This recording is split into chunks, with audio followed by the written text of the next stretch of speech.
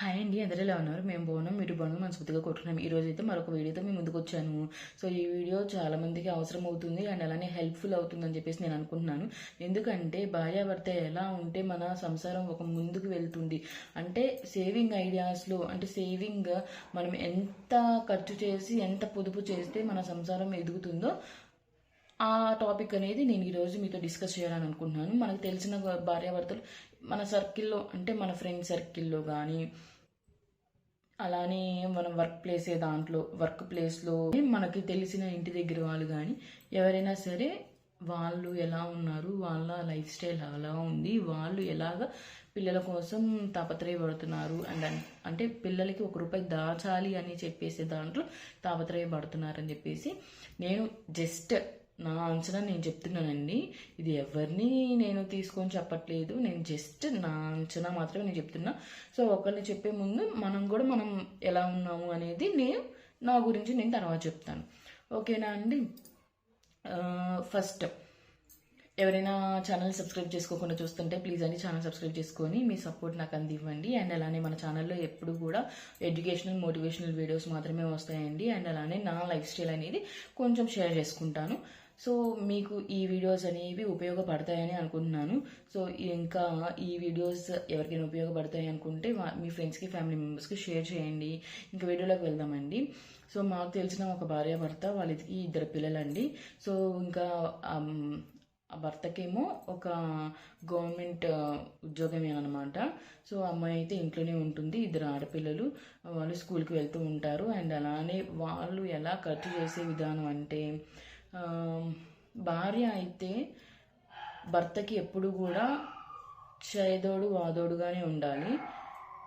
ఎప్పుడు కూడా మనిషిని కించపరిచేలాగా మాట్లాడకూడదు. అంటే భర్తనండి, ఒక ఆడపిల్ల తన భర్తని ఎప్పుడు కూడా కించపరిచేలాగా మాట్లాడకూడదు. కించపరిచేలాగా మాట్లాడితే ఏముందండి, మాట జారుదాము. సో గొడవలే కదండి. సో ఎప్పుడు కూడా భార్యాభర్తలు కీచులాడకూడదు.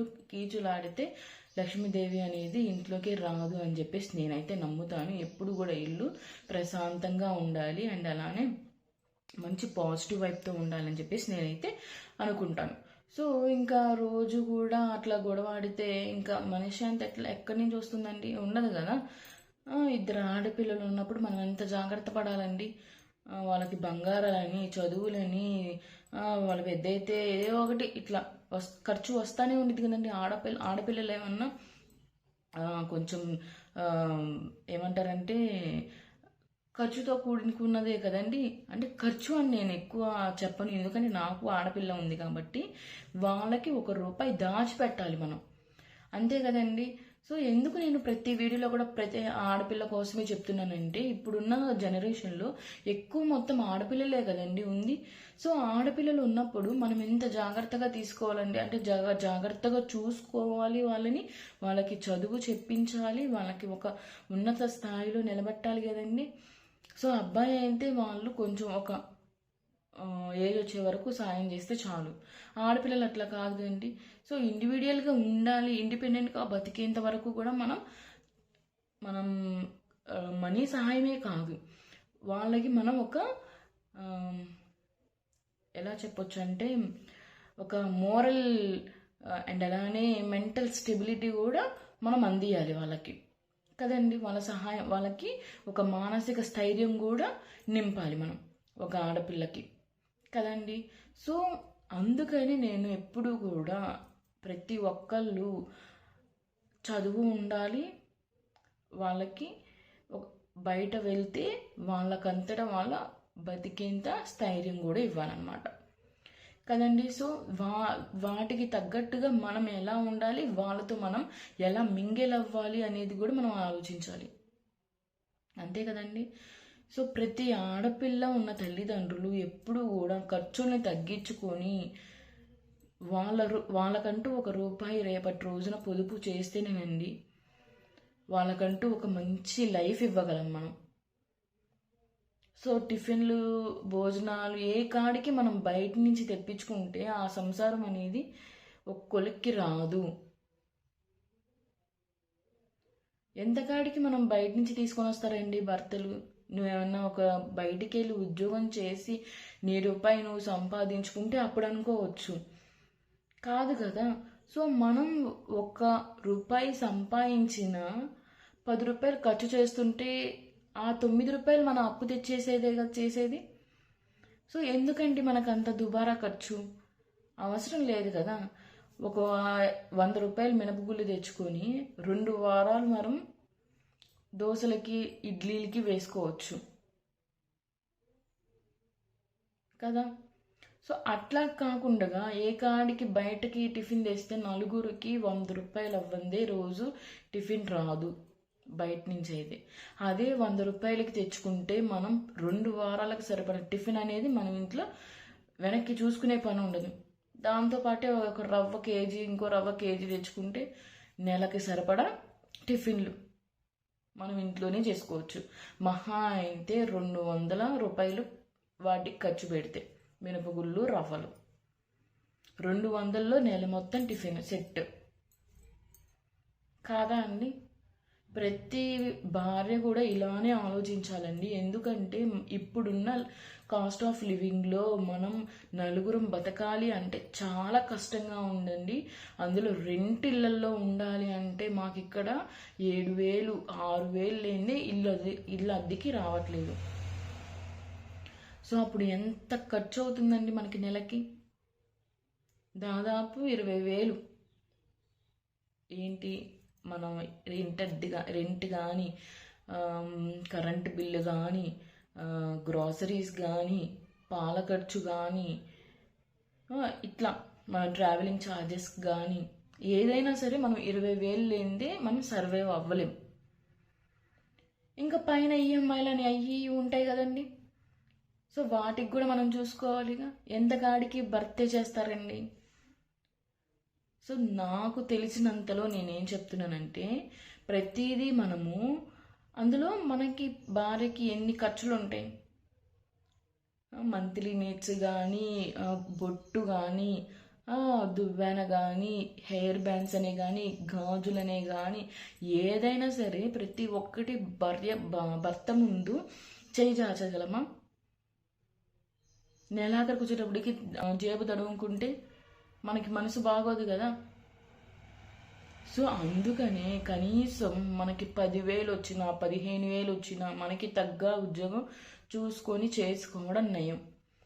మన డబ్బులు మనమే ఖర్చు పెట్టుకోవచ్చు, మిగిల్చుకొని ఇంకా భర్తకి నెలాఖరులో సాయం పడవచ్చు. పిల్లలకి 1 రూపాయి వెనకేసుకోవచ్చు ముందు. నేనైతే నా జీతం రాగానే పిల్లకంటూ కొంత అమౌంట్ అనేది పక్కన పెట్టుకుంటానండి. అలా పెట్టుకుంటేనేనండి రేపటి రోజున మనం పిల్లలకి ఏమన్నా చేయించగలం. లేదంటే చాలా కష్టపడతామండి. పిల్లలు ఊరికనే చేతికి వచ్చేసేస్తారు ఆడపిల్లలు అయితే. అప్పటికి మనం గుండెలు బాదుకున్నా మనం ఏం చేయలేము. చెప్తున్నాగా మన కాస్ట్ ఆఫ్ లివింగ్ కానీ, ప్లేసెస్ వాల్యూ కానీ ఎంత పెరిగిపోయినాయి అండి. స్థలం కొనాలంటే 20 లక్షలు 30 లక్షలు లేనిదే 2 సెంట్లు కూడా రావు. అలాంటప్పుడు మనం పిల్లలకి ఏం పెడతామండి? నేను ఒకళ్ళ గురించి కాదు, మన గురించే మనం చెప్పుకోవాలి ముందు కదా.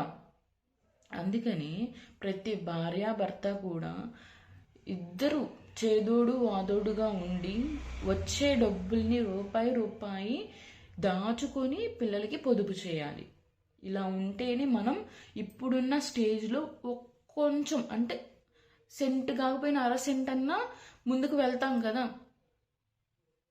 అందుకని ప్రతి భార్యాభర్త కూడా ఖర్చు చేసే ముందు ఎందుకు ఖర్చు చేస్తున్నాం, సరే ఈ నెలలో ఏదో ఒకటి ఎమర్జెన్సీ వచ్చింది, లేదు మనం బయటికి వెళ్ళాలి అనుకోవచ్చు ఎప్పుడన్నా సరదాగా, ఆ నెలలో జరిగింది కాబట్టి ఇంకో నెలలో మనం జరగకుండా జస్ట్ ఖర్చు అనేది తగ్గించుకోవడానికి చూస్తాం. అలా చూడాలండి. ప్రతి నెల మనం ఖర్చు వేసుకోవాలి.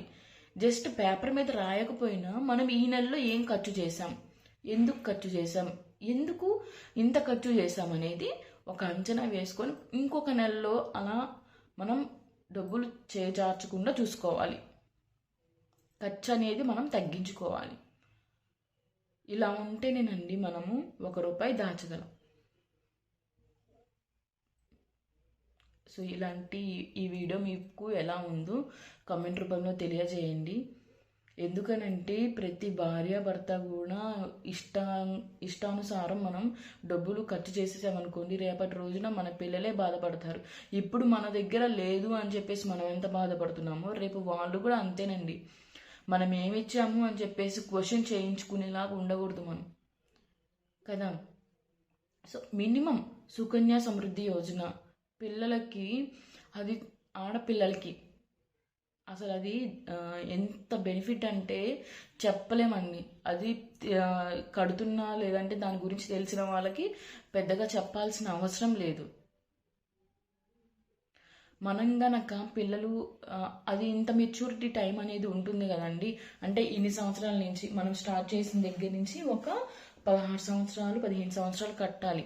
సో ఆ 15-16 సంవత్సరాల్లో మనం కనుక 4 లక్షల రూపాయలు లేదంటే 5 లక్షల రూపాయలు సేవ్ చేయగలిగితే, ఆ అకౌంట్లో మనం ఉంచగలిగితే సంవత్సరానికి ఇంత వేసుకోవచ్చు కదండి. సో అంతా వేసుకుంటే మనము అంటే ఒక 4-5 లక్షలు వేసుకుంటే అది మెచ్యూరిటీ లెవెల్కి 15 లక్షల దాకా, అంటే 14-15 లక్షల వరకు రావడానికి ఛాన్స్ ఉంది.